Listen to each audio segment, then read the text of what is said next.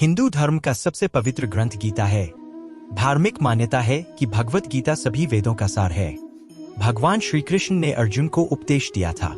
महाभारत में भगवान श्री कृष्ण ने अर्जुन को कर्म योग का महत्वपूर्ण उपदेश दिया था, जिसे आज के समय में भी प्रासंगिक माना जाता है। श्री कृष्ण के उपदेश को भगवत गीता में श्लोक के माध्यम से बताया गया है। कर्मण्येवाधिकारस्ते मा फलेषु कदाचन मा कर्मफल हेतुर्भुर्मा ते संगोस्त्व कर्मणि। भावार्थ, इस श्लोक के माध्यम से श्री कृष्ण अर्जुन से रहते हैं कि व्यक्ति को सिर्फ कर्म पर अधिकार है, इसलिए मनुष्य को चाहिए कि फल की चिंता किए बिना कर्म करता रहे। जो व्यक्ति फल की अभिलाषा से कर्म करता है वह ना तो उचित कर्म कर पाता है और ना ही उस फल को प्राप्त कर पाता है।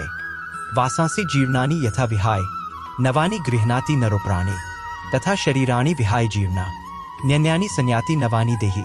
भावार्थ, गीता के इस श्लोक में आत्मा के बारे में बताया गया है। श्री कृष्ण अर्जुन से कहते हैं कि जिस प्रकार मनुष्य पुराने वस्त्रों का त्याग पर नए वस्त्र धारण करता है, उसी प्रकार आत्मा पुराने शरीर का त्याग कर नए शरीर को धारण करती है। इसलिए ज्ञानी मनुष्य को किसी के मरने का शोक नहीं करना चाहिए। नैनं छिन्दन्ति शस्त्राणि नैनं दहति पावका न चैनं क्लेदन्त्यापो न शोष्यति मारुतः। भावार्थ, भगवत गीता के इस श्लोक में आत्मा के बारे में बताया गया है।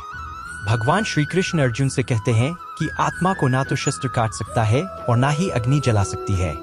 साथ ही आत्मा को ना तो पानी गला सकता है और ना ही हवा सुखा सकती है। यदा यदा ही धर्मस्य ग्लानिर्भवति भारत अभ्युत्थानमधर्मस्य तदात्मानं सृजाम्यहम्। भावार्थ, भगवान श्री कृष्ण अर्जुन से कहते हैं कि इस धरती पर जब जब धर्म की हानि होती है और अधर्म का बढ़ने लगता है, तब तब वे अवतरित होते हैं।